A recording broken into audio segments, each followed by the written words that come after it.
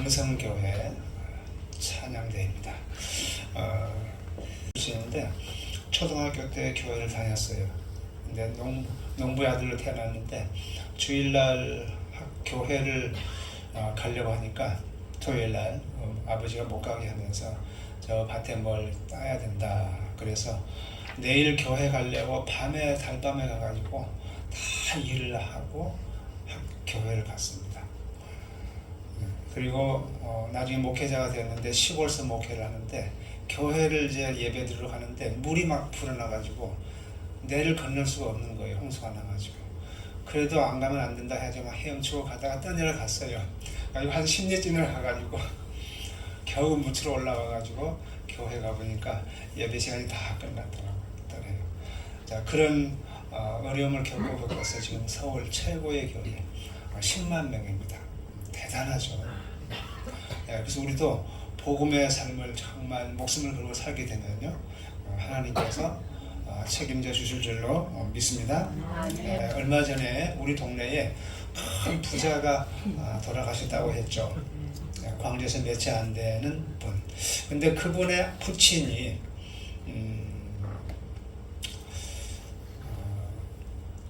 그 머슴살이를 하던 분이었는데 이분이 참 훌륭했어요. 말에 의하면은 그 거지가 오면은 내쫓지 않고 밥을 다 대접을 했고, 더 훌륭한 것은 그 거지들하고 같이 밥을 먹었대요. 그 식구들을 먹게 하고 그 문방방에 가가지고 거지들하고 같이 둘러앉아서 밥을 먹었다고 합니다.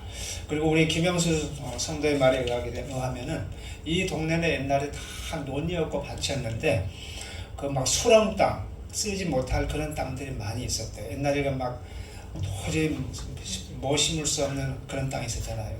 그런 땅을 나면은 무조건 샀대요. 헐값으로. 그래서 그 땅을 살 때마다 동네 사람들이 저 바보는 쓰지도 못할 땅만 산다고 그러면서 손가락질을 당했다고 합니다. 근데 그 땅이 오늘날 무슨 땅이 됐냐면 금사라기 땅이 된 것입니다. 우리가 주목할 것은 버려진 것, 쓸모없는 것, 가치 없다고 생각했던 것이 금사라기가 됐다는 것. 여러분, 그 어떤 것이 어떤 사람에게는 하찮은 것으로 보이고요, 어떤 사람에게는 정말 보화로 보여집니다. 지금 이 시대에는요, 하나님 믿는 사람들이 적습니다. 그리고 많은 사람들이 교회 다니는 것, 하나님 믿는 것을 가치 없는 걸로 여기고, 또 교회를 또 핍박하는 사람도 있고, 또 손가락질하는 사람도 있고 그럽니다. 요즘에 학교 가면은요, 학생들 거의 다 교회를 거의 안 다닙니다. 그야말로 교회들마다 이 주일학교가 다 거의 문을 닫았어요. 큰 교회인데도 불구하고 주일학교가 없는 곳이 수두룩합니다. 우리 교회도 한 명도 없잖아요. 그래서 평일날 저렇게 하잖아요. 그래서 다행히 한 150명 정도 옵니다만은, 하여튼 교회가 오늘날에 그야말로 값어치 없는 존재로 여겨졌다. 다시 말하면은 쓰지 못할 땅, 수렁과 같은 그런 땅과 같이 보여지는 곳이 오늘날 교회입니다. 그럼 우리 이 시대에 우리가 믿는 예수님, 기독교는 정말 보화인데 사람들 눈에는 그렇게 보여진다는 것이죠. 많은 사람들 눈에는 이것은 앞으로 갈수록 더 심화되어져 갈 것입니다. 고린도전서 1장 23절에 보면은 우리가 십자가에 못 박힌 그리스도를 전하니 유대인에게는 거리끼는 것이요 이방인에게는 미련한 것이로 되라고 말하고 있습니다. 그러니까 그 당시에도, 초대교회 당시에도 기독교는 그렇게 여김을 받았어요. 쓸모없는 땅과 같이. 그러나 우리들에게 있어서 예수님은 하나님의 능력이요 지혜라는 것입니다. 다시 말하면 보화라는 것입니다. 옛날 쓰지도 못할 땅을 살 때에 비웃던 사람들이 지금은 어떤 생각을 하고 있죠? 다 똑똑한 사람들은 안 샀어요.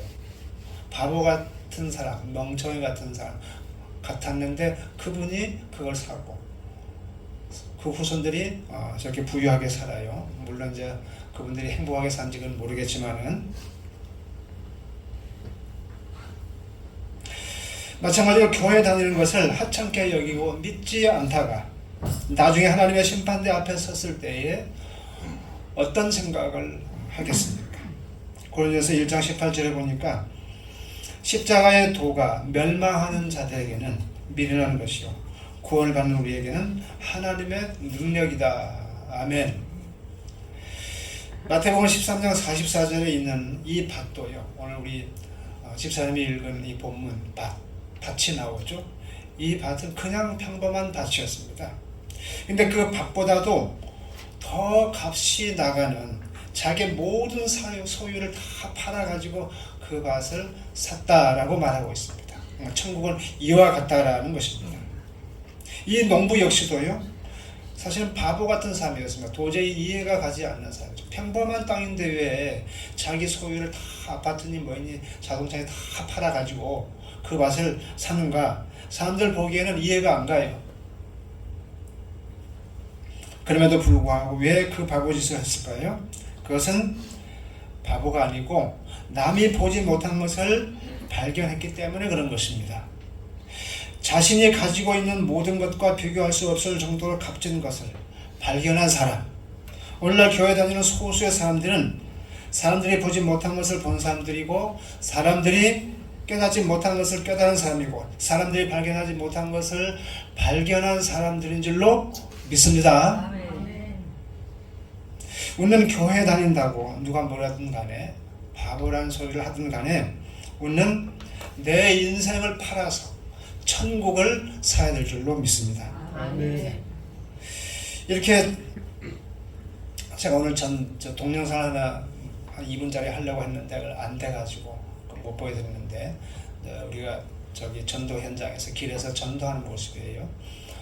그 전도를 쭉 우리가 했는데 제가 수고한 걸 전도하느라고 수고한 걸 보여주려고 한 것이 아니고 당연히 해야 할 것을 보여주는 것인데 제가 녹화를 해놓은 것인데 많은 사람들이 지나가면서 대화를 하고 어떤 분은 많이 거기 서서 대화를 하고 그랬는데 오늘이 행복해야죠. 그렇게 묻는 사람이 있더라고요. 뭐 예수 믿는 게 뭐 꼭 믿어야 됩니까? 오늘이 행복해야죠. 그래서 제가 그랬죠. 미래가 보장되어져야 오늘이 행복합니다. 장차 내가 천국 가는 것이 보장되어져야 한 달 후에 내가 회사에서 떨려난다면 한 달 후에 내가 죽는다면 오늘 행복할 수가 있습니까? 사람들이 그래요. 추운 겨울에 이렇게 전도하느냐고. 그래서 여러분 우리가 전도하지 아니하면은 따뜻한 방에 눌러 앉아 있으면은 직무유기죄를 짓는 것입니다. 그랬어요. 왜냐? 우리는 천국과 지옥이 있다는 것을 분명히 압니다. 가본 것 이상으로 우리는 알고 있습니다. 체험했습니다. 그 믿음이 있기 때문에 그걸 뻔히 알고도 우리가 전도 안 할 수가 있습니까? 지금 저기 가게 안에서 사람들이 지금 일을 하고 있는데 저것이 한 시간 후에 무너진다는 걸 내가 알고도 가만히 내버려두면 되겠습니까? 피해라고 해야죠. 우리가 전도하는 것은 바로 이와 같습니다. 그러니까 지나가던 천주교인이 그걸 듣고 가만히 듣고 있더라고요. 그러니까 대화하던 그 할아버지 한 분이 천국을 한번 갔다 왔냐고. 그래서 제가 잠깐 그 영의 세계를 경험한 것을 얘기를 해 주었어요. 하나님 나보고 뭘 가져오라고 해서 예수님이 가져오라고 해서 자신 있게 뭘 가져가려고 내 방에 들어갔는데 뭐 하나 가져갈 것이 없어요. 다 흠이 있고 다 모서리가 흠이 난 것이 있고 이가 빠진 거 있고 그래서 그와 같이 우리 인간은 모든 사람이 다 죄인이고 완전한 사람이 없다. 다 지옥 갈 수밖에 없다. 그걸 보여주면서 겸손케 하고 모든 사람들이 바로 이 모양이기 때문에 예수님을 믿어야 된다는 것. 이걸 보고 왔다. 그러니까 천주교인이 가만히 듣고 있다가 차를 다 먹었는데도 불구하고 대화를 하는 것을 다 듣더라고요. 그리고는 잘 들었습니다 하고 가더라고요. 여러분 우리가 전했는데도 불구하고 듣지 않고 지옥에 떨어지면요 그 책임을 나에게서 묻지 않지만은 내가 전하지 않아서 그들이 지옥에 떨어진다면요, 그 책임을 하나님은 우리에게서 묻습니다. 사람들이 저 집안에서 아까 말씀대로 망해가는데도 가만히 놔둔다면 그 책임을 나에게서 묻는다는 것이죠. 그래서 우리는 언제 죽어도 천국 갈 수 있는 준비가 되어져 있어야 돼요. 이 복음을 힘있게 전해야 될 줄로 믿습니다. 유한하고 허무한 인생입니다. 그런 인생에게 만일 천국이 없다면 그것보다 더 슬픈 일은 없을 것입니다. 사람이란 희망 없이 못 사는 존재인데 앞으로 5년 후면 그리고 10년 후면은 죽는다는 걸 뻔히 알면서도 왜 천국이 있으니까 예수님 믿고 구원받아야 합니다 라고 해도 귀 기울이지 아니할까? 그리고 소망 없이 살아갈까? 이해가 안 돼요. 그러나 다 이유가 있습니다. 어젯밤에도 가만히 우리 부부가 둘이 자면서 이런 생각을 했어요. 80까지 산다면 우리가 이제 13년밖에 안 남았는데 그런 저는 얘기를 했습니다. 불과 13년 80까지 산다면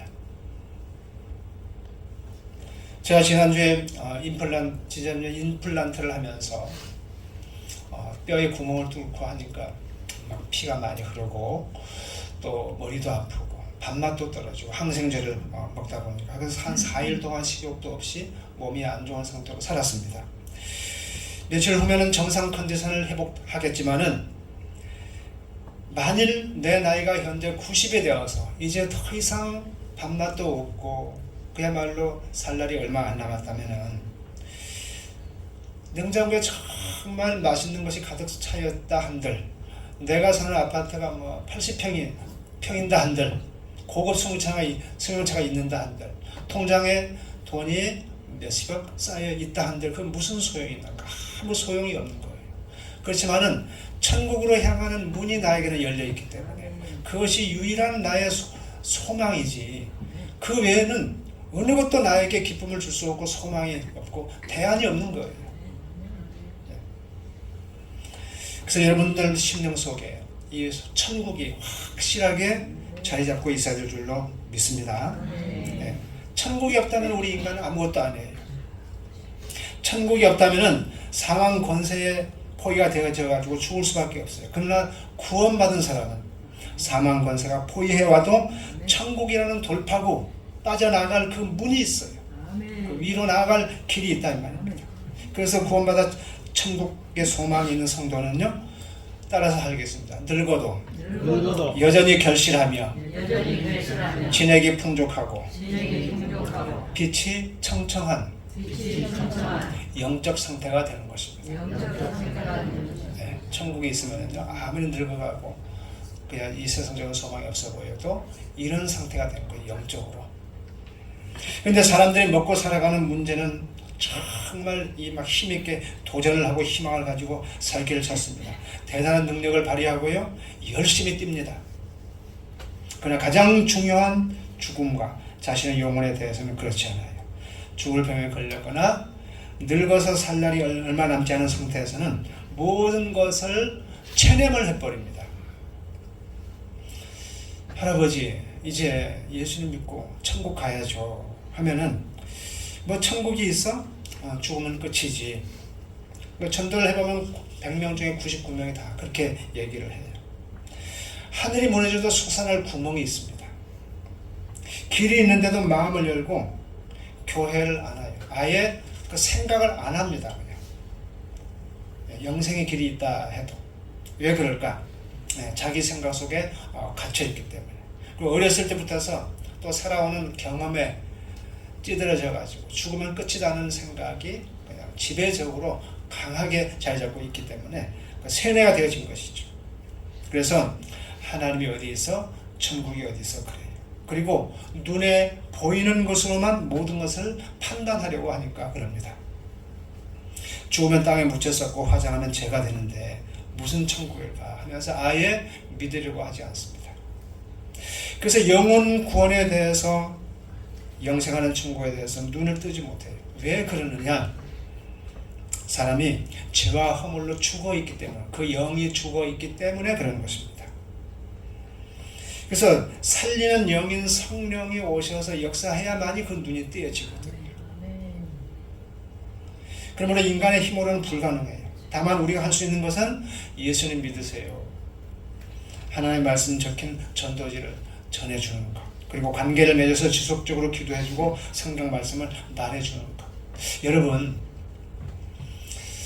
그 전도 우리가 열심히 하긴 하는데 열매가 없죠. 근데 90%가 어떻게 전도가 되냐면 관계를 통해서 됩니다. 나가서 전혀 생판 모르는 사람에게 전도하면요, 이것은 1000명에 1명 될까 말까. 돈만 버리는 거예요. 그렇지만 해야 돼요. 근데 관계 전도, 그러니까 우리 성도들의 역할이 정말 중요합니다. 우리 성도들 가족, 그 다음에 이웃 친지들, 친구들 만남을 통해서 그냥 놀지 말고, 그냥 음식점에 가서 맛있는 것만 먹지 말고 전도 열심히 해가지고 그 관계를 통해서 여러분들이 열심으로 전도해야 될 줄로 믿습니다. 네, 그런 과정을 통해서 성령님이 역사하셔서 믿는 일이 생겨요. 우리 사랑하는 성도 여러분, 우리는 밭을 갈다가 이 보화를 발견한 농부처럼 이제 그 보화인 예수님을 나의 구주로 모시게 됐습니다. 동시에 구원받았고 천국도 영생도 우리가 소유를 했습니다. 그러므로 이제는 이 보화를 이제 누리지만 말고 믿지 않는 사람들, 곧 죽어 있는 사람들에게 부지런히 나눠줘야 됩니다. 이것이 전도이죠. 부자이신 분이 하늘나라를 간 것이 아니고 이 세상을 떠났는데, 아버지가 쓸모없는 땅을 많이 헐값으로 사서 나중에 그것이 정말 금살의 땅이 되어가지고 거부가 됐지만은 그분이 불행하게 살았대요. 사람들의 말에 의하면은 또 폐암으로 또 세상을 떠났고. 근데 그분은 그 많은 재산을 쌓기만 했지 그것을 가치 있게 쓰지 않았기 때문에 그것을 없는 사람들 좀 도와주고 장학금 나눠주고 또 믿음을 갖고 선교해서 영혼을 구원하는 이 선교하는 데 힘을 쓰고 했다면 얼마나 좋겠습니까? 나누는 삶을 살았다면 그런 비참한 인생이 안 됐죠. 같고도. 우리들 역시도 마찬가지입니다. 복음을 소유한 자들로서 전하고 사랑을 나누는 삶을 사지 아니한다면 우리 역시도 그렇게 되는 것입니다. 그렇게 비참해지게 하겠습니까마는 그야말로 유명무실한 그리스도인이 되는 것이죠. 제가 오늘 9시에 교회 나왔어요. 우리 사모는 밤늦게까지 막 썰고 막 준비하고 막 그러고 이제 왔는데, 그리고 우리 성경호식도 데려가고 또 전도 중에 나온다 하신 분이 있어서 막 거기 전화 여기저기도 하고, 또 백삼동 10층에 정정은 지사님 옆집에 그 할아버지, 뭉쾅 닫은 할아버지 이번에 차 먹고 또 나온다 해서 또 갔어요. 근데 꼭 나온다 하더니만 꼭 안 나오고 있습니다. 그분 집에 갔다 오고, 갔다가 오는데 옛날에 우리 교회에 다녔던 그 백오동에 사시는 그 권사님, 그분이 개를 몰고 배낭을 메고 등산을 간 걸 봤습니다. 교회를 안 나오고. 그런 걸 보면서 너무 참 씁쓸하고 마음이 아팠어요. 그분이 그 무슨 말 한마디에 교회를 나가버리면 그런 믿음의 소유자이기 때문에 그런 것이구나, 그럴 수밖에 없었구나 라는 것이 이해가 되어졌어요. 여러분, 우리가 파라솔을 펴놓고 전도를 하면은 수많은 사람들이 지나갑니다. 전도지를 받는 사람이 있고 받지 않는 사람도 있고, 어떤 사람에게는 전도하는 우리가 거리낌으로 느껴지고, 어떤 사람은 거치는 발로 또 미련하게 보일 거예요. 많은 사람들에게 마치 밭을 갈 때에 밭주인이 왔다 갔다 하면서 그 돌뿌리가 자꾸 걸렸잖아요. 십자가의 도가 유대인에게 거리끼는 것이오 했듯이 어떤 에게는 우리 전도하는 모습이 걸거치는 돌뿌리가 같아요. 싫은데 예수를 믿으니까, 예수를 믿으세요 전도해 줄 때마다 싫어, 그런 사람들이 많아요. 저리 피해 가버리고. 오늘 보화가 감추어진 밭을 이 사람만 쟁기질한 게 아니에요. 다른 사람들도 이 밭을 수없이 갈아왔어요. 왔다 갔다 했어요. 그래서 돌을 딱 걸거칠 때마다 이놈의 돌멩이 하면서 귀찮게 여기고 싫어했어요. 그때마다. 근데 어떤 사람은 그날도 오늘 본문에 나오는 그 사람이죠. 그날도 밭을 갈다가 돌뿌리가 걸려지니까 도대체 이게 뭘까?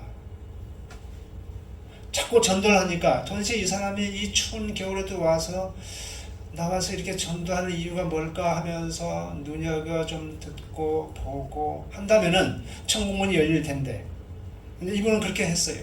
그래서 쟁기를 멈추고 그 돌을 파냈어요. 보니까 그 밑에 보화가 있는 것입니다. 여러분, 옛날 전쟁 때는 보물을 밭에 묻었거든요. 그래서 나중에 전쟁 끝나면 나중에 가서 파내려고.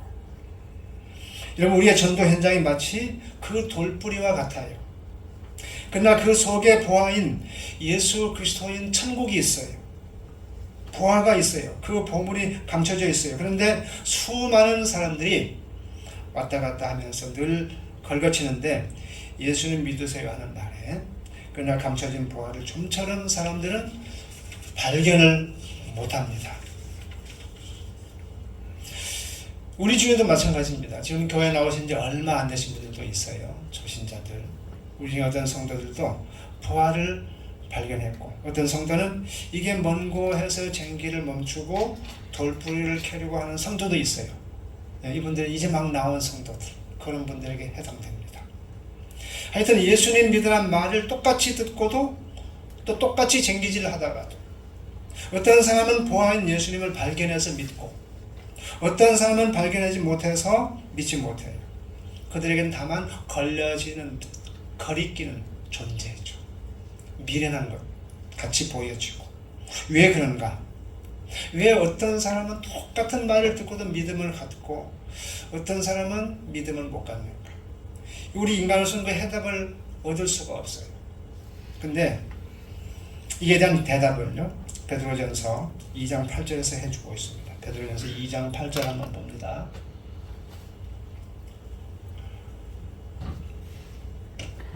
다시 2장 8절 시작. 또한 부딪히는 돌과 걸려지고 넘어지게 하는 바위가 되었다 하였으니라. 그들이 말씀을 순종하지 아니하고 넘어지나니 이는 그들을 이렇게 정하신 것이야. 하나님이 정했대요. 어떤 사람은 믿게 하고 어떤 사람은 못 믿게끔 이것을 정했다는 것입니다. 이것을 신학적으로 예정론이라고 합니다. 어떤 사람은 하나님께 그 은혜로 택함을 받고 어떤 사람은 택함을 받지 못했다는 것이죠. 그러니까 이것은 하나님의 선택과 예정 속에서만 이해가 될 수밖에 없어요. 그러니까 여기에 계신 모든 분들은 분들이 교회에 나오고 예수님 믿게 된 것은 내가 그냥 잘나서 내가 이렇게 온 것이 아니고요, 하나님의 예정과 선택에 의해서 나왔다는 것을 믿어야 됩니다. 베드로전서 2장 9절 보세요. 그러나 너희는 택하신 족속이요. 여기 또 나오잖아요. 택하신 족속이요 하고 있습니다. 그 밑에 그의 소유가 된 백성이니 이는 너희를 어두운 데서 불러내어 그 기이한 빛에 들어가게 하셨대. 기이한 빛 천국에 들어가게 했대. 우리가 사단의 권세 아래 어둠 속에서 살았었잖아요. 거기서 우리를 불러내는 것입니다. 우리가 잘나서가 아니고 뭘 잘해서도 아니고 하나님의 긍휼함을 입어서 이렇게 택함을 받은 것입니다. 사실 이것을 깊이 헤아려보게 되면요, 정말 감사할 수밖에 없어요. 얼마나 황공무지로소인지 몰라요. 제가 여기 5층에 올라와가지고 일신 아파트를 쭉 내다보면서 그 많은 사람들 중에 극히 소수만이 여기 왔어요. 그 중에 우리가 뽑혔어요. 왜 저 사람들이 왜 안 나올까? 답답함도 있지만은 그 많은 사람들 중에 이 못나고 못난 나를 하나님께서 택하여 준 것에 대해서 우리 또 감격할 수밖에 없습니다. 그렇게 전도를 해도 안 믿는데 나는 어떻게 믿게 되었을까? 전도하면서 느껴지는 게 그것입니다. 그래서 우리는 하나님께 스카웃 받았다는 이 사실에 대해서, 그래서 여러분 전도는요, 택한 백성 찾아내기입니다. 하나님의 걸려들게 해서 그냥 온 것이지 우리가 막 전도를 열심히 했다고 되어지는 것이 아니에요. 그래서 베드로전서 2장 25절에 이렇게 말하고 있습니다. 그래서 너희가 전에는 양과 같이 길을 잃었더니 이제는 너희 영혼의 목자와 감독 되신 이에게 돌아왔느니라. 이것이 된 것입니다. 우리 다시 본문 13장 44절 한번 봅니다. 마태복음 13장 44절. 천국은 마치 감추인 보화와 같으니 사람이 이를 발견한 후 숨겨두고 기뻐하며 돌아가서 자기의 소유를 다 팔아 그 밭을 사느니라. 예, 이 보화가 어떤 사람에게는 돌로 보이고 어떤 사람에게는 보화로 보인 것입니다. 예수님께서 이런 말씀하셨어요. 귀 있는 자는 들을지어다. 예, 귀 없는 사람 없거든요. 그러니까 이 말은 진리를 들을 줄 아는 귀, 진짜 가치 있는 것을 듣고 깨닫는 귀가 되라는 것이죠. 자, 이 말씀은 곧 눈 있는 자는 볼지어다 라고 우리가 또 해석할 수가 있죠. 진짜 보화를 볼 줄 아는 눈이 되어야 하는 것입니다. 우리가 부족하지만은 그 눈과 귀를 주셨기 때문에 오늘도 우리가 교회에 나왔어요. 여러분, 많이 배웠다고 똑똑하다고 우리가 예수 믿는 게 아닙니다. 하나님께서 눈을 열어줘야만이 천국은 보이는 거예요. 그래서 하나님께서 우리의 눈을 보여주어서 우리가 예수님을 믿게 된 줄로 믿습니다. 여러분, 이 농부가 밭 때문에 밭을 샀나요? 보화 때문에 밭을 샀나요? 네, 보화 때문에 밭을 샀어요. 당연히 샀나요? 수고해서 샀나요? 당연히 사야죠. 그 보화 그것은 다 빚을 내서 사도 수지 맞을 것이기 때문에. 그래서 당연히 산 것입니다. 그러면 우리는 주를 위해서, 교회 일을 위해서, 나 일 많이 해서 교회 일, 나는 수고 많이 해서 라고 하면 안 돼요. 당연히 해야 돼요. 당연히. 왜냐? 하나님도 내가 수고한 것 없이 잘한 것도 없이 그냥 택해서 천국 백성으로 공짜로 삼아 주셨으니까. 사실 원수도 사랑해야 할 이유는 여기에 있습니다. 이유도. 그리고 진실로 이 보화의 눈이 열리게 되면요, 무엇을 입을까에 매달리지 않아요. 절대 가치가 발견됩니다. 먹고 사는 것 때문에 내가 소홀히 예수님을 믿겠습니까? 그래서 대부분의 목회자들은요, 절대적 가치가 뒤집어진 사람들이에요. 그 내면 속에서 그야말로 이 천지를 진동케 하는 그 대지진이 일어난 사람들입니다. 모든 것을 버리고 주님 따라 나선 사람들이에요. 우리 동영상 하나 잠깐만 볼게요. 보기 전에 띄워보세요. 일단. 그래서 이분은요, 자기 할아버지가 목사님이고 아버지도 목사이고 작은 아버지도 목사이고 큰 아버지도 목사이고 하여튼 남자로 태어난 사람들은 다 목사가 된 이상한 집안입니다. 근데 이분만은 독자인데 예수님을 안 믿었어요. 왜냐? 교회에서 무슨 일이 일어나는 걸 보고는 하나님은 절대로 존재하지 않는다. 그래서 굳게 믿고 어렸을 때부터 예수님을 안 믿었어요. 공부를 잘해가지고 의사가 돼가지고 땅도 사고 돈도 많이 벌었어요. 근데 그 아버지가 얘가 어렸을 때 예수님을 안 믿으니까 잠자고 있으면 가서 안수기도를 하면서 다 축복기도를 해주고 복음을 전해주고 그래도 안 믿었어요. 대학교 갈 때. 그래가지고 39살 때까지 안 믿었는데 39살에 예수님을 만났어요. 만나고 나서 이렇게 이야기합니다. 한번 들어봅니다. 네, 이제는 귀로다가 들리는 게 아니라 제 마음으로 큰 소리가 들렸어요. 왜냐하면 이제는 아마 그때 제가 북받치는 막 그런 것이 있었을 때 성령님이 내게 오셨던 모양이에요. 저는 확실하게 모르지만 이제 성령님이 구태여 안에서 밖으로 나와서 귀에다 대고 얘기할 필요가 없잖아요. 그냥 안에서 말씀하시면 되잖아요. 그 말씀이 제 마음속에 들어오기 시작했어요. 분명한 음성이 있어요. 내 종아, 내가 너를 다 보여줬다. 기적을 다 보여줬고 내가 너의 하나님임을 나타냈다. 너는 믿지를 않았다. 자, 이제 내가 마지막으로 네가 가지고 있는 의학적인 지식이 있잖니. 전체 병에 대해서 얼마나 찾아봤겠어요. 어디는 안 가봤겠어요. 네가 알고 있는 내 의학적인 지식, 네가 믿고 있고 네가 공부한 의학적인 지식으로 내가 이제 내게 들어갔다. 이제 믿느니? 이제 믿느냐? 얼마나 울었겠어요 지금. 얼마나 울었겠어요. 여태까지 내게 오신 그 모든 게 다 하나님이셨더라. 왜 나 같은 걸 안 죽여버리셨는지, 왜 나 같은 걸 그대로, 이 더러운 걸 그대로 보고 있었는지, 얼마나 충격이었는지. 저는 정말로 없는 줄 알았어요. 전 정말로 이 세상에 하나님이 없는 줄 알았어요. 그냥들 교회 다니고 무리져서 다니고 그냥 그렇게 하다가 성질 나면 싸우고요, 마음대로 할 것 하고요, 하고 싶은 말 다 하고요. 저는 그런 줄 알았어요.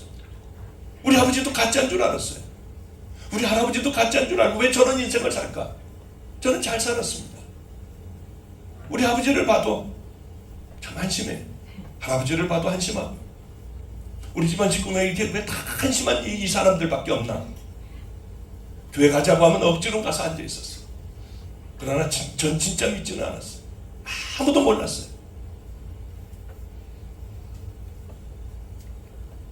얼마나 울었는지요. 그래서 이제 울면서 다시 크리스마스 추리 밑에 가서 다시 무릎을 꿇고 얼마나 울었는지. 이 두 가지 때문에 울었어요. 하나는 하나님이 살아계신 게 너무 기뻤습니다. 이제 된 거예요. 이제는 세상이 무너져도 되고 내가 지금 죽어도 이제 되는 거예요. 또 하나는 그 좋은 가정에서 자라고, 귀한 목사의 가정에서 자랐는데 저는 하나님이 없다고 생각하고 39이라는 나이까지 주님을 멀리하고 온갖 타락된 인생을 살아왔던 것입니다. 더러운 가치관을 가지고 살아왔던 것입니다. 그게 너무 저에게는 충격이었어요. 그래서 얼마나 울었는지 몰라요. 뒹굴면서 울었어요. 하나님 용서해 주세요. 이제 내가 하나님께 약속한 그대로 살 거예요. 저는 절대 타협하지 않을 거라고 주님 앞에 맹세했어요. 여러분, 그렇지 않았으면 저는 여기 절대로 목사가 될 리가 없어요. 제가 어떻게 목사가 되겠어요? 그런 경험이 없으면은 어떻게 제가 이 길로 오겠어요? 편안한 길로 갔든지 하죠. 네, 여기까지입니다. 이분은 그 천국과 지옥도 너무 생생하게 보고 왔습니다. 그래서 이분은 마지막에 인생을 마무리하면서 마지막 설교는 그 지옥과 천국 거기에 대해서 설교하고 싶대요. 왜냐하면 제가 드리겠는데, 주 따라 가는 길 험하고 멀어도 찬송을 부르며 뒤따라가리라. 나 주를 모시고 영원히 살리라. 날마다 섬기며 주 함께 살리라. 영생을 누리며 주 안에 살리라.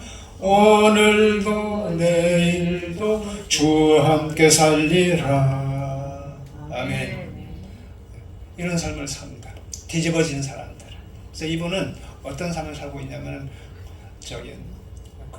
좁은 길 가기 위해서 자기 재산 다 팔아가지고는 그 고아원, 고아들, 그 다음에 노숙자들, 그리고 그 병든 자들, 그런 사람들 자기 집에서, 아파트에서 같이 먹고 자고 하면서 학비 대줘가지고 학교 다니게 하고 또 직장 다니게 해서 취직하게 하고 그런 삶을 살고 있어요. 정말 좁은 길 가고 있어요.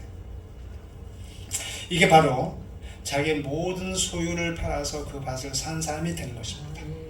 이제 천국이 보여지니까 이제 죽어도 상관없대요. 세상이 무너져도 이제 자기는 아무 상관이 없다는 것이죠. 그래서 우리가 예수 그리스도를 정말 만나게 되면요, 죽음마저도 초월하게 되고 참 자유인이 됩니다. 어느 것에도 우리가 얽매이지를 않아요. 13장 44절 보게 되면요, 사람이 이를 발견 후 숨겨두고 기뻐하며 돌아가서 그렇게 나옵니다. 여기서 기뻐하는 그 기쁨은요, 헬라어 카라인데요, 은은한 기쁨, 이렇게 나와 있습니다. 여러분 은은한 기쁨이 좋아요. 막 좋았다가 막 사그라지는 기쁨이 좋아요. 항상 강물처럼 잔잔히 흘러가는 기쁨. 구원받은 백성은 그렇게 그 기쁨이 있게 마련입니다. 남몰래 합격 통지서를 받아든 기쁨, 길을 걸어가는 기쁨. 정말 사랑하는 그 연인이, 애인이 사랑한다고 결혼하자고 프로포즈를 해왔을 때 그 기쁨, 어느 누구도 모르는 그 기쁨, 그런 기쁨이에요. 구원받은 사람들 속에는 그 기쁨이 있는 줄로 믿습니다. 네, 항상 끊이지 않는 그런 강물처럼 흐르는 기쁨. 성도 여러분, 우리는 하나님의 예정함을 입어서 이렇게 선택되어서 보아이신 예수님을 발견하게 되었습니다. 참으로 큰 은혜와 축복을 받았습니다.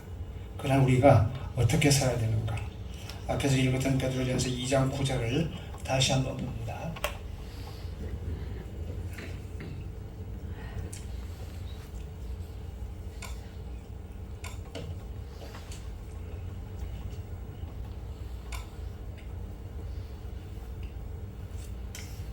함께 읽어봅니다.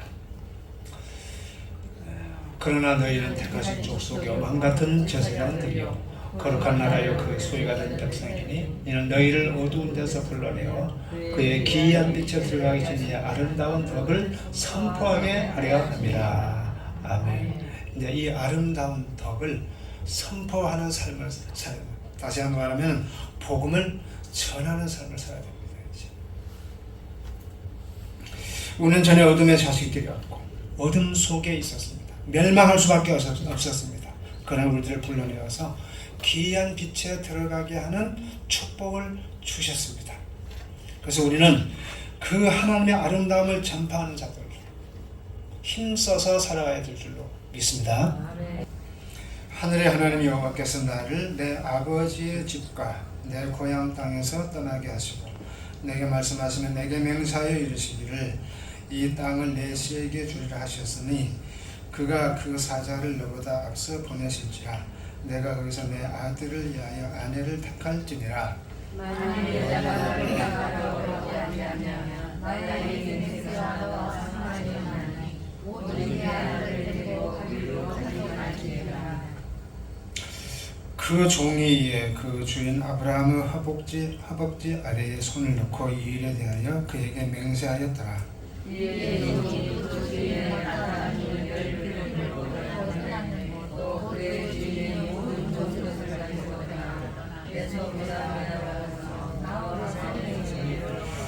그 낙타를 성박 우물 곁에 꿀렸으니 저녁때라 여인들이 물을 기르러 나올 때였더라.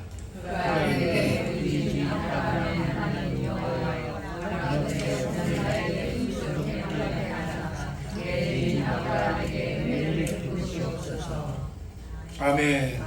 네. 오늘 제목은 기도는 반드시 응답된다라는 말씀으로 잠시 전하겠습니다.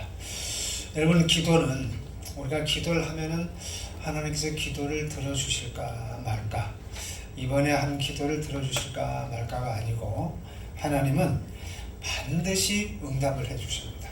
이 사실을 굳게 믿고 한 달을 했는데도 불구하고 아직 응답이 안 됐다, 1년을 했는데도 안 됐다 하면은 안 되는구나 그렇게 생각하지 말고 이것을 꼭 저 사람 원수를 갚게 해주옵소서 그런 기도가 아니라면은, 하나님 앞에 합당한 기도가 아니라면은, 선한 기도라면은 하나님이 반드시 그 기도를 들어주십니다. 오늘 이 말씀은 무슨 말씀이냐면은 아브라함이 이제 본토 친척집을 아비 집을 떠나서 멀리 가나안으로 이사를 갔잖아요. 그 메소포타미아 갈대아 우르 자기 고향에서 떠나가지고 지금 거리를 생각하면 약 800km 정도 된답니다. 가나안에서 그 멀리로 와서 이제 살고 있다가 이제 아들을 낳잖아요, 이삭을요. 근데 이삭이 나이가 이제 들어서 결혼할 때가 됐어요.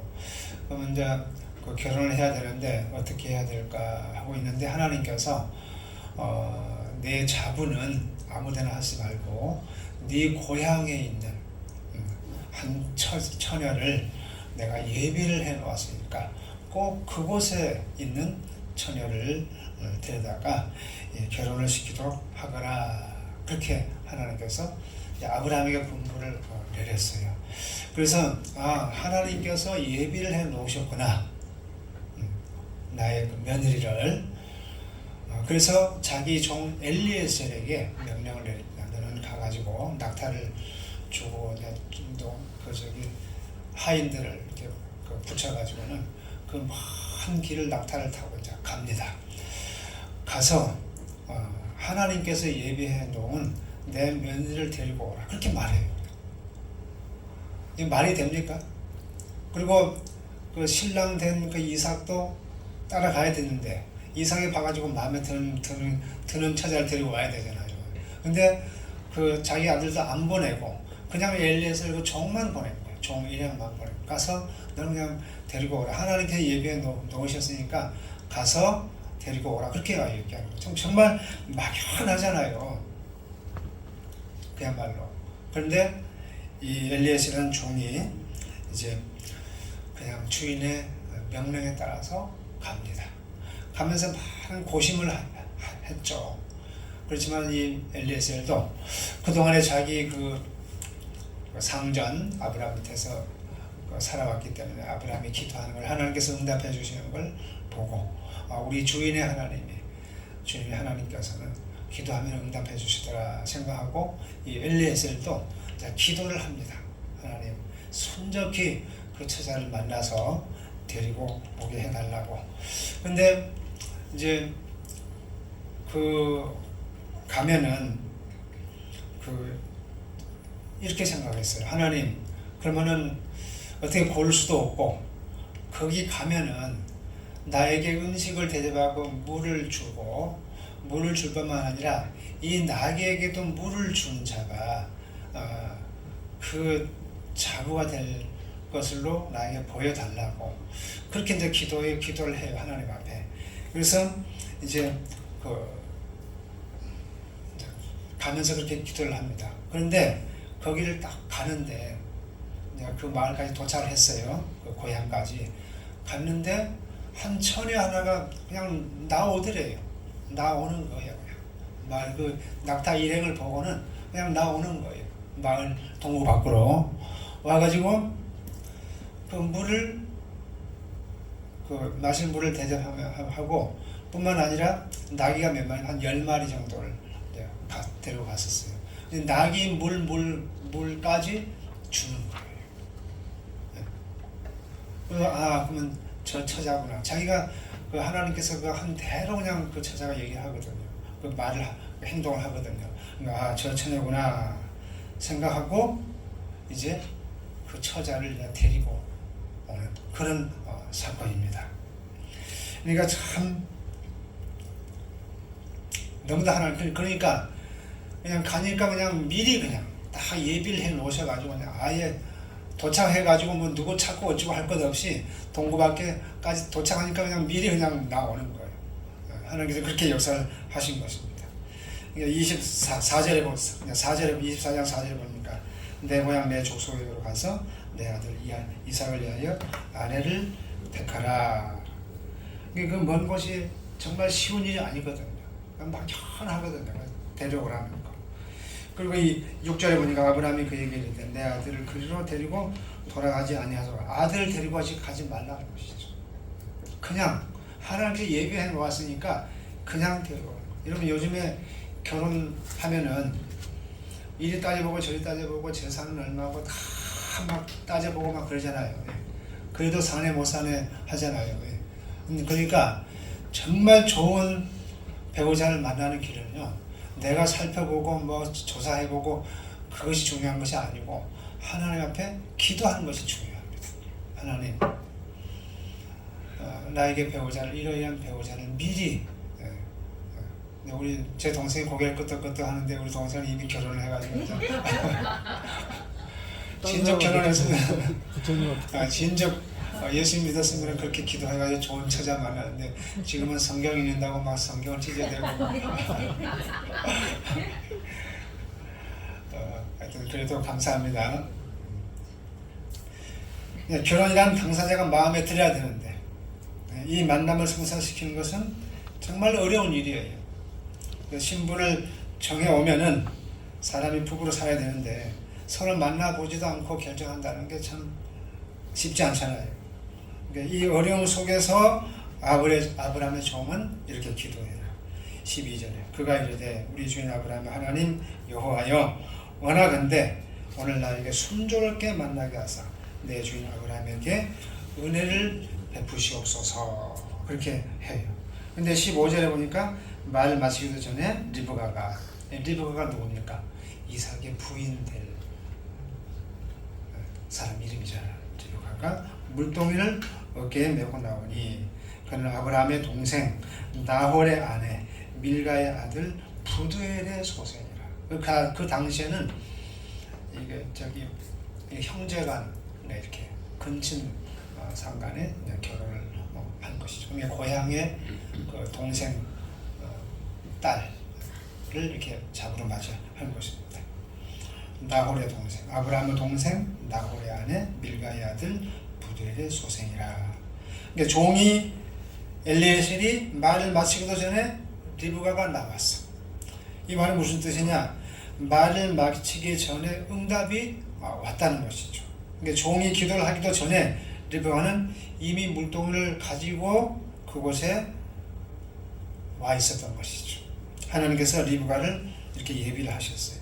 응답은 기도하기 전에 먼저 준비가 되어집니다. 옛날에 우리가 그 빌립 전도학교를 여기서 개최할 때에 12주간 할 때에 그냥 믿음으로 시작했어요. 돈이 하나도 없고 한 1,000만 원 정도 필요했는데 전혀 돈이 100만 원도 예비가 안 된 상태에서 시작을 했잖아요. 무조건 믿음으로. 그러니까 변은비 전사님이 기도를 했나 봐요. 기도를 했는데 준비가 안 된 것을 알고는 목사님 내가 기도해보니까 목사님께 준비가 안 됐는데 미안해하지 말고 다른 교회로 옮길까요? 그랬어요. 그 전사님은 신령하죠. 미리 알고. 근데 제가 자존심이 상해가지고 이미 지금까지 다 기도해왔고 그 했기 때문에 안 됩니다 그랬어요. 근데 제 생각에는 내가 거기서만 그렇게 합시다 하면은 하나님도 다른 데로 가게 했을 거예요. 근데 제가 믿음을 가지고 안 됩니다. 우리 교회에서 해야 됩니다. 하고 그냥 해버렸어. 그러니까 하나님께서 하늘에서 들으시고 그러면 이 교회에서 해야 되겠구나 해가지고는 하게 하신 거예요.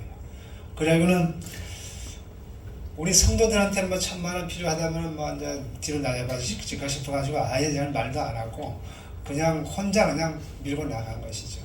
그리고 그야말로 똥줄이 타겠는데 기도했죠. 저 혼자 돈 달라고. 근데 일단 시작하려면 300만 원이 필요했잖아요. 그리고 이제 다음 주 이제 시작하려면 이제 2, 3일 남겨놓고 간절히 기도했죠. 밤 늦게까지. 그리고 집에 가니까 300만 원이 딱 와 있는 거예요. 어떻게 와 있었느냐? 그 중으로 있는 그 동생이 오랜만에 그야말로 몇십 년 만에 우리 집에 온 거예요. 우리 집에 와가지고 우리 딸한테 용돈을 줬대요. 내가 자동차 하나를 사주려고 했는데 형편이 안 돼가지고 용돈 300만 원 준다고 300만 원을 주고 간 것이 딱 300만 원이 필요했는데 그래서 제가 이제 우리 딸을 불러다 놓고 야 이를 그렇게 해서 300만 원을 내가 구했는데 그건 내 돈이다. 하나님을 보내주는 거야. 내놔라 하니까 순수히 내놨죠.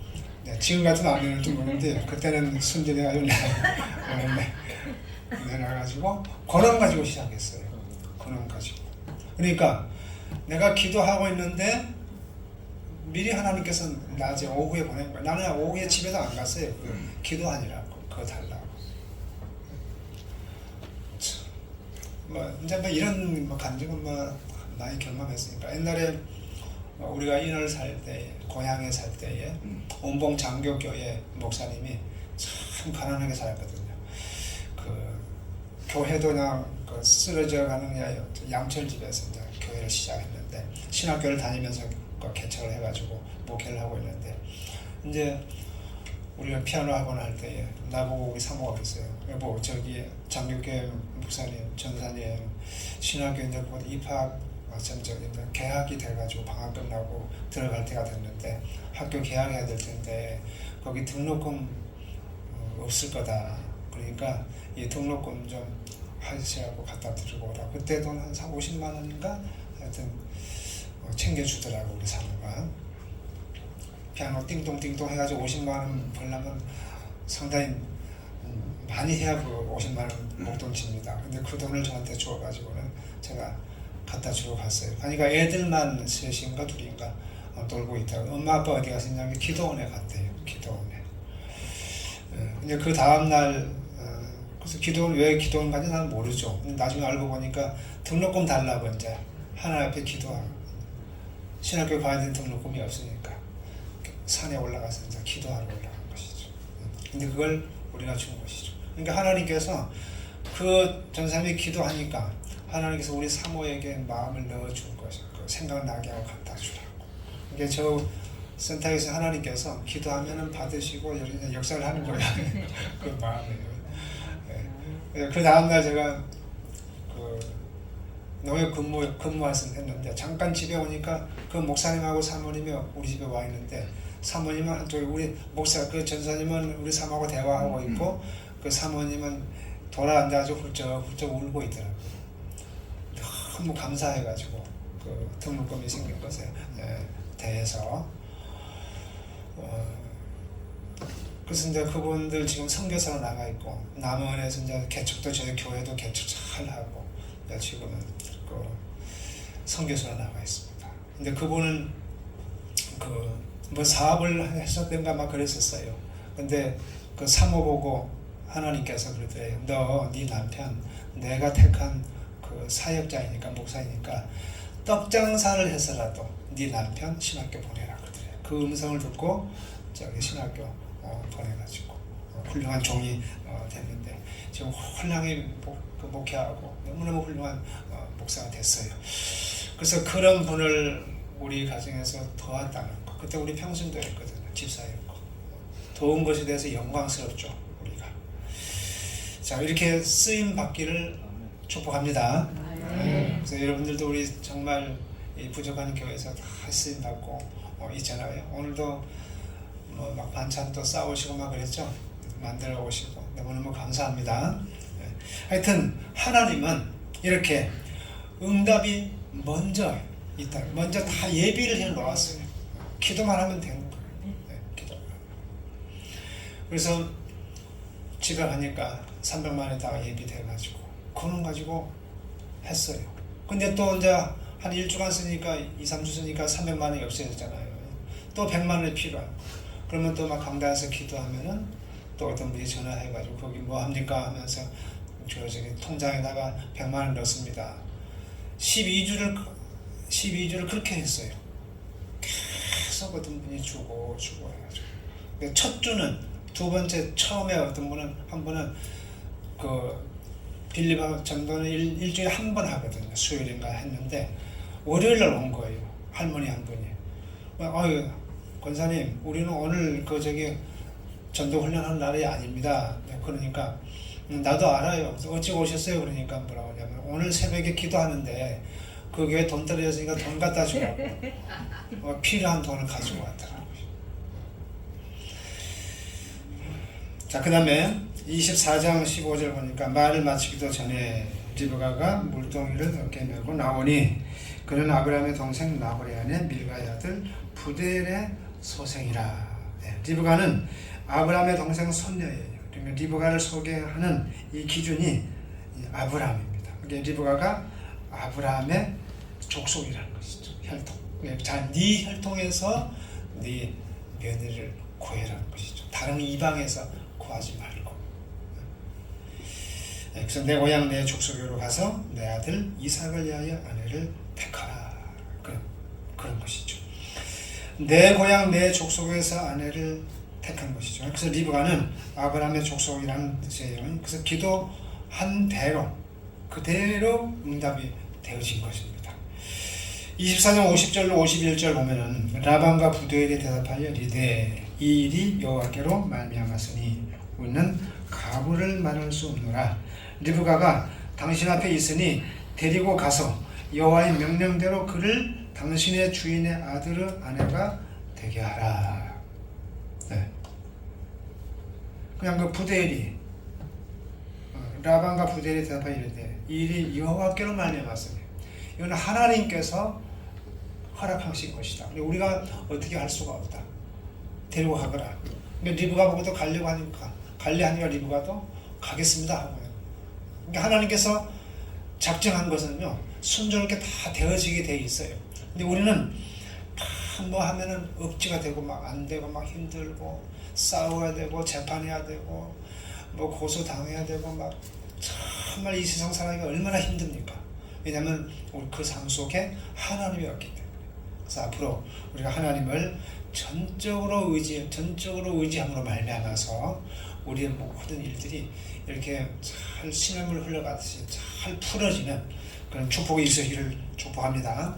예, 아브라함의 종의 리브가의 부모님을 찾아갔어요. 이 종의 말을 들은 그들은 우리는 가부를 만날 수 없다고 하였습니다. 리브가의 부모들은 하나님께서 하신 일에 대하여 그대로 순종했습니다. 그래서 기도하면은 하나님께서 사람의 마음을 절대적으로 주장을 하셔요. 주장을. 그래서 우리는 믿음을 가지고 기도하시기 바랍니다. 그 다음에 24절 67절에 보니까 이삭이 리브가를 인도하여 그의 어머니 사라의 장막으로 드리고 그를 맞이하여 아내로 삼고 사랑하였으니 이삭이 그의 어머니를 장례 후에 위로를 얻었더라. 이삭이 리브가를 아내로 맞이한 장면이에요. 데리고 왔는데 딱 보자마자 그냥 어때요? 딱 마음에 든 것이죠. 뭐 말할 것도 없이. 그리고 바로 결혼을 한 것입니다. 그래서 이삭은 리브가를 만난 순간 그냥 사랑하게 된 거예요. 기도하면 하나님께서 모든 것을 은혜 가운데 주장을 하십니다. 그래서 기도한 응답은 아주 순조롭게 이루어지니까 여러분 앞으로 말씀을 마쳤는데요. 하여튼 크든 작은 간에 모든 일들을 앞두고 기도하시고 하여튼 전적으로 하나님을 신뢰하고 응답하실 것을 믿고 기도하시기 바랍니다. 우리가 지금 기도에 대해서 계속 그 시리즈로 하는데 한 말 또 하고 한 말 또 하고 하는데 또 그 말이면 그렇게 생각하지 말고 또 내 마음에 다짐하고 함으로써 기도가 체질화되어지고 또 기도 응답을 좀 받고 여러분들 나와가지고 이렇게 좀 간증도 좀 하고 그 축복받았던 얘기도 좀 하고 그러시기를 예수님의 이름으로 축원을 드립니다. 네, 기도하겠습니다. 하나님 아버지의 은혜를 감사합니다. 하나님께서 우리에게 특권을 주시사온데 기도의 특권입니다. 이 특권을 그냥 썩히지 말고 우리가 잘 사용함으로써 하늘의 능력을 끌어내리고 또 하늘의 축복과 땅에 기름진 축복을 우리가 받아 누리는 저희들이 되게 하여 주옵소서. 예수님의 이름으로 기도했사옵나이다. 아멘. 잠깐. 의지로 뽑혀가고 다 이제 수원 삼성내가 꼭 한다는 수원 삼성 그 많은 숫자에서 3명만 그거를 뽑는다고 해요. 그 삼성을 수원만 3명만 뽑는데요. 근데 뭐 변화가 왔어. 아니 어쩔 수가 없어. 그 많은 숫자에서 3명만 하던가 이렇게 된다니 되게 제약이 안다니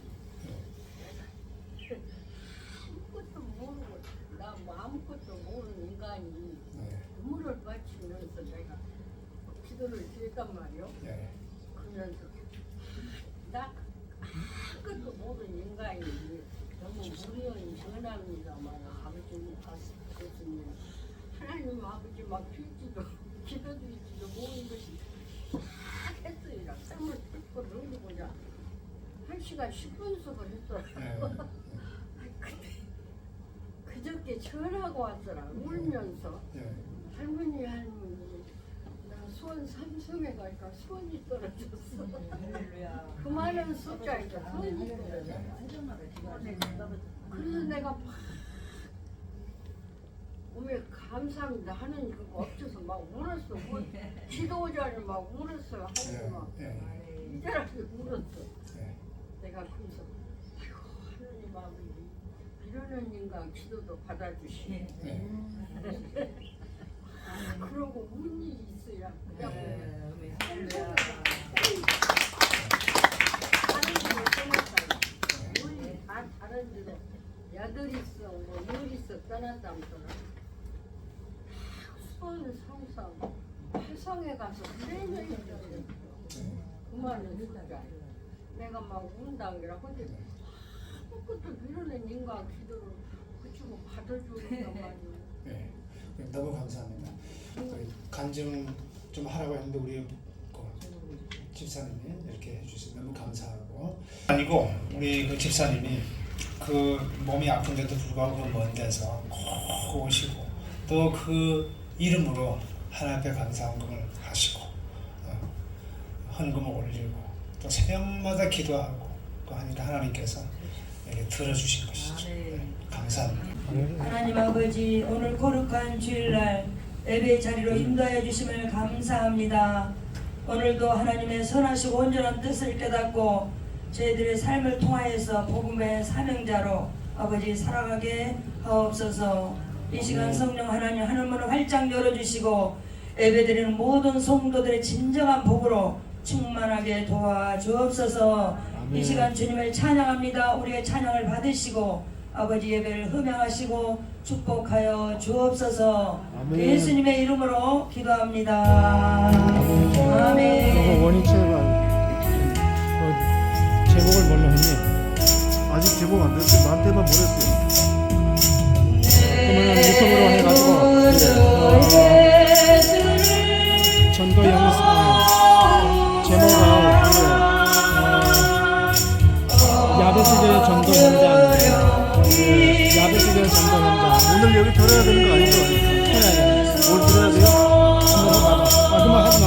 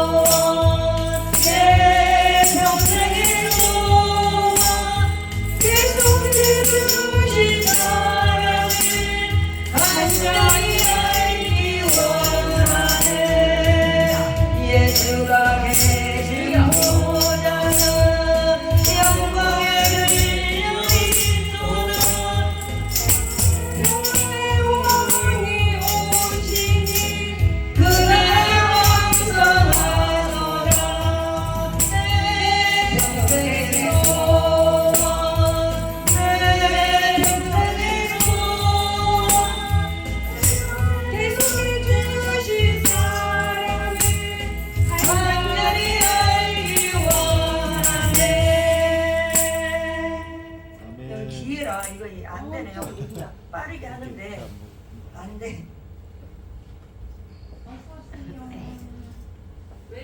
151장 찬양합니다.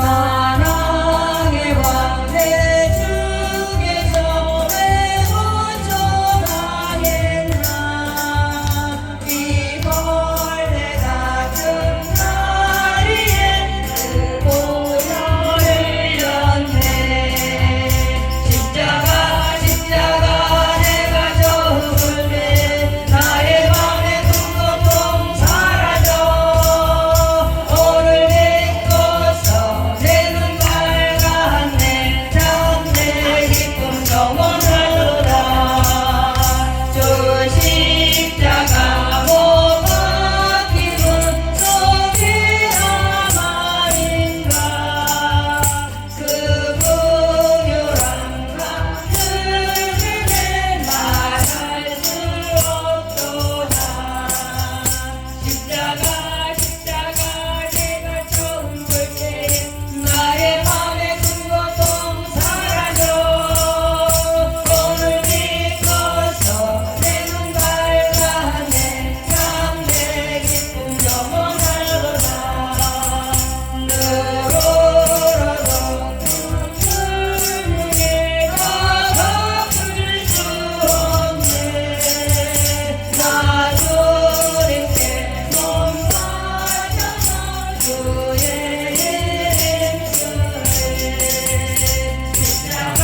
십자가 내가 처음 볼 때 나의 맘에 큰 고통 사라져 오늘 믿고서 내 눈 밝았네 참내 기쁨 영원하도다 아멘. 찬송가 250대 힘차게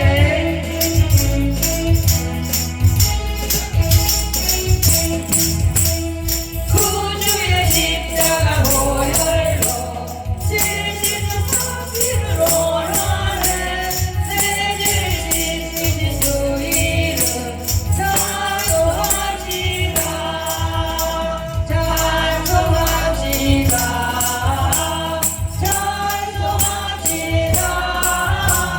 내 죄를 씻으신 주 이름 찬송합시다 죄악을 속하여 주신 주내 속에 들어와 계시네 십자가 앞에서 주 이름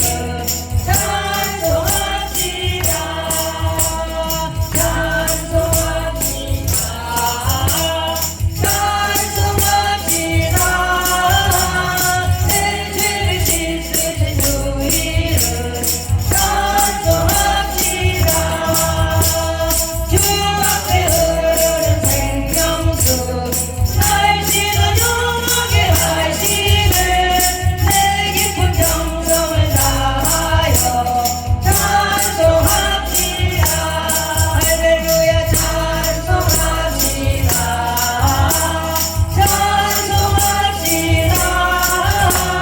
내 죄를 씻으신 주 이름 찬송합시다 내 주께 회개한 영혼은 생명수 가운데 젖었네 흠없고 승전한 주 이름 찬송합시다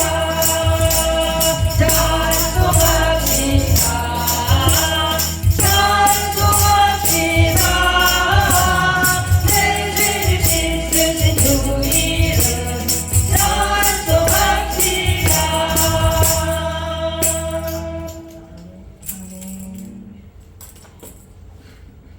252장입니다. 나의 죄를 씻기는 박수 치면서 찬양합니다.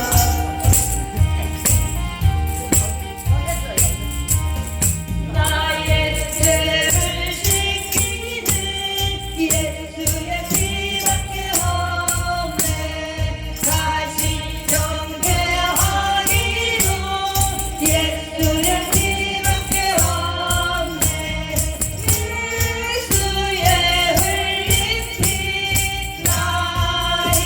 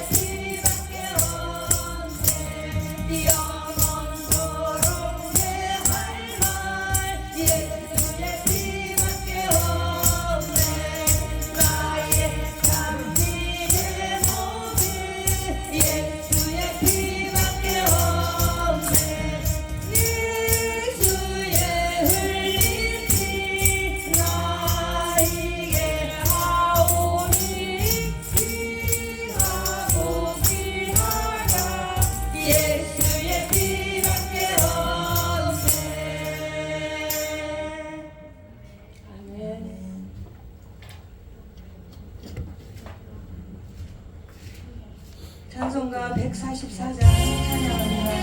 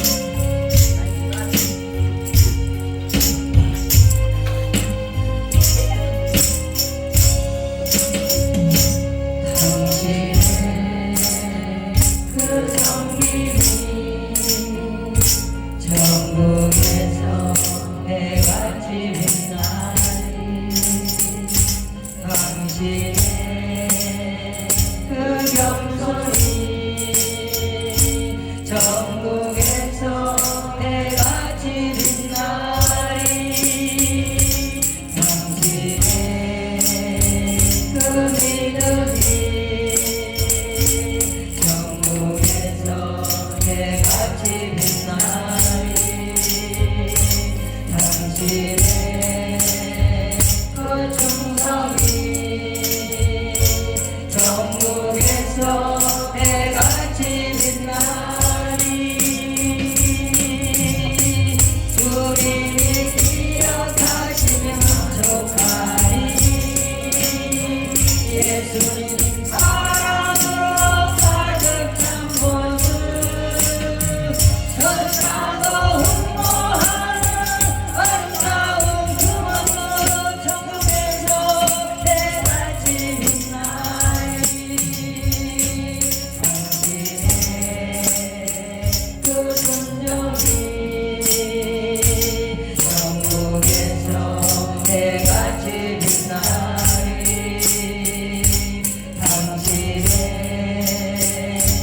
사랑이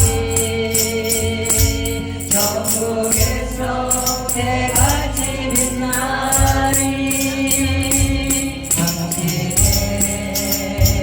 그 찬송이 전국에서 해같이 빛나리 당신의 그 헌신이 전국에서 해같이 빛나리 주님이 기억하시면 속하리 불타는 사랑으로 가득 찬 모습 전사도 흠모하는 아름다운 그 모습 전국에서 해같이 빛나리 주님이 기억하시면 속하리 예수님 사랑으로 가득 찬 모습 전사도 흠모하는 아름다운 그 모습 전국에서 해같이 빛나리 전국에서 해같이 빛나리 전국에서 해같이 빛나리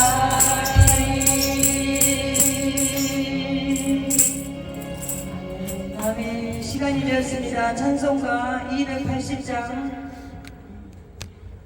찬양하시고 오늘 주일 예배를 시작하겠습니다.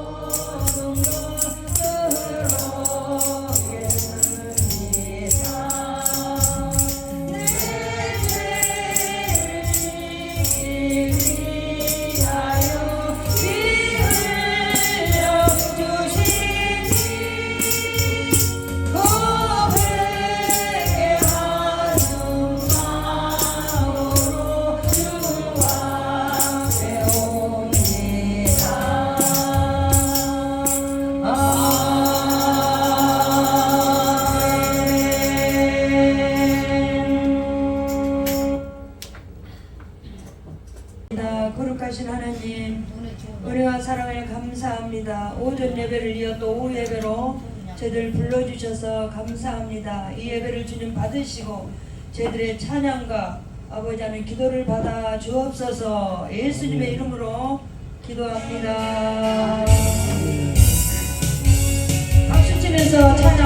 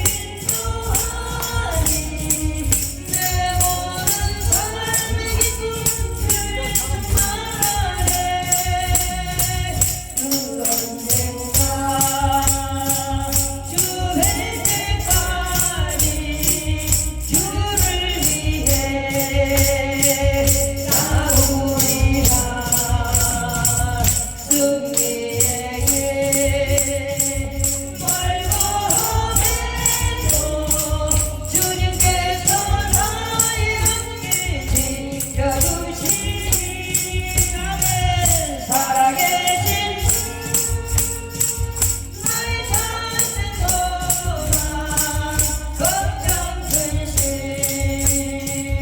전혀 없네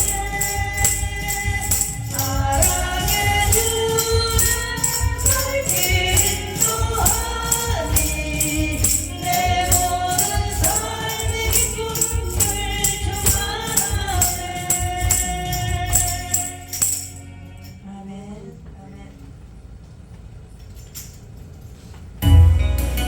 좋은 일이 있으리라 찬양합니다.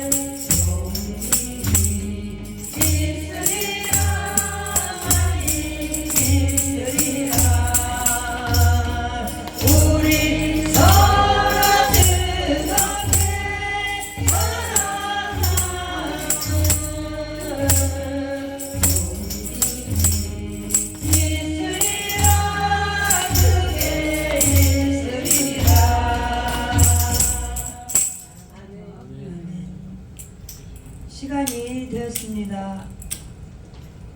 괴로울 때 주님의 얼굴 보라 찬양하시고 오후 예배 시작하겠습니다.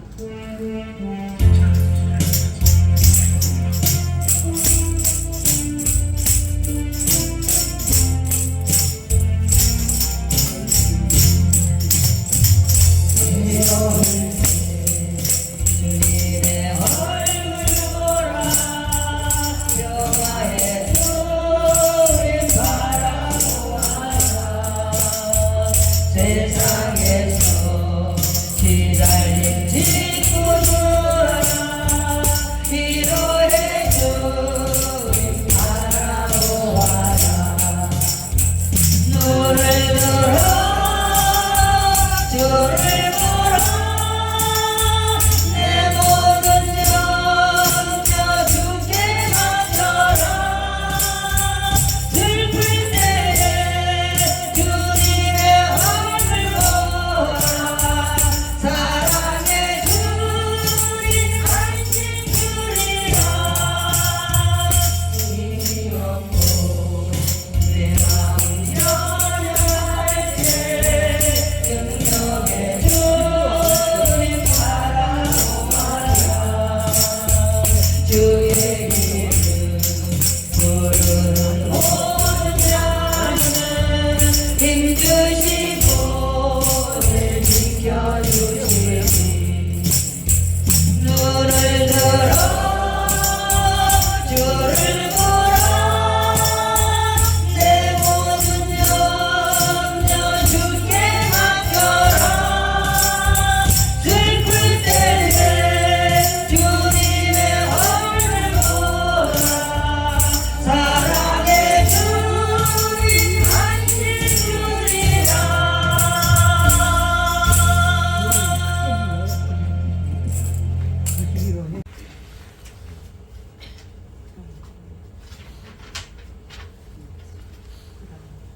다 같이 고개 숙여 기도드리겠습니다. 높은 데 계시어서 저희들의 생사복을 주관하시는 하나님 아버지께 경배와 찬양을 드립니다.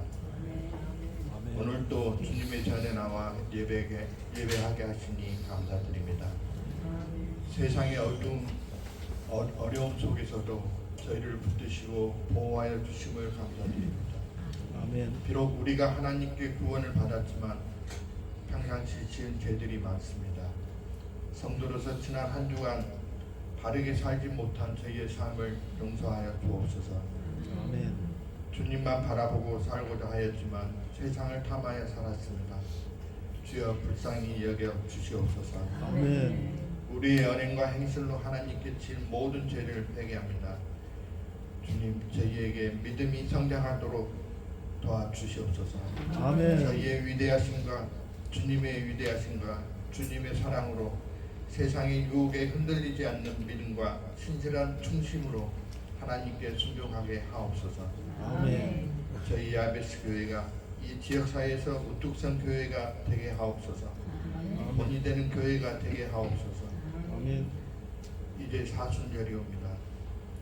사순절 고난 동안 예수님의 고난을 기억하고 우리를 위해 피 흘려 돌아가신 주님의 은혜를 항상 기억하게 하옵소서. 아멘. 나라를 다스리시는 위정자들이 주님의 뜻에 따라 올바르게 이 나라를 다스리게 도와주시옵소서. 아멘. 목사님의 가정과 건강을 지켜주시옵고 병으로 고난받는 성도들과 성도들의 가정에도 큰 은혜 내려주시옵소서. 아멘. 병든 이들이 다 치유되는 복된 은혜 받을 수 있게 도와주시옵소서. 아멘. 이 모든 말씀 우리 주 예수님의 이름으로 기도합니다. 아멘.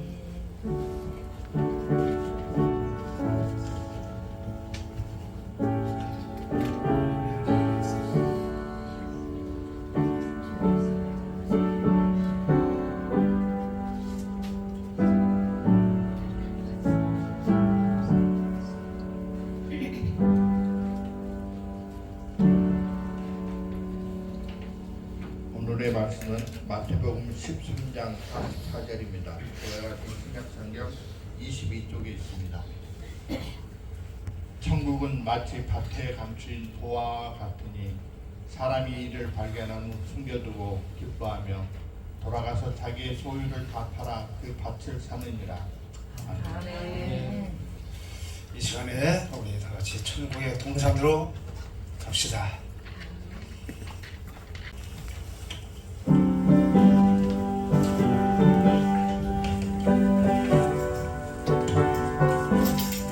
기쁜 소리 들리니 예수 구원하신다. 만민에게 전하라. 예수 구원하신다. 주님 명령하시니 산을 넘고 물 건너 온 세상에 전하라. 예수 구원하신다. 바다를 외쳐라. 예수 구원하신다. 모든 죄인 들어라. 예수 구원하신다. 모든 섬아 일어나. 메아리 저우려라. 복음 중에 복음은 예수 구원하신다. 환난 중에 하는 말 예수 구원하신다. 다시 살아나시어 예수 구원하신다. 지은 죄로 인하여 슬픈 마음이 있어도 숨길 때에 내 한 말 예수 구원하신다. 바람들아 외쳐라. 예수 구원하신다.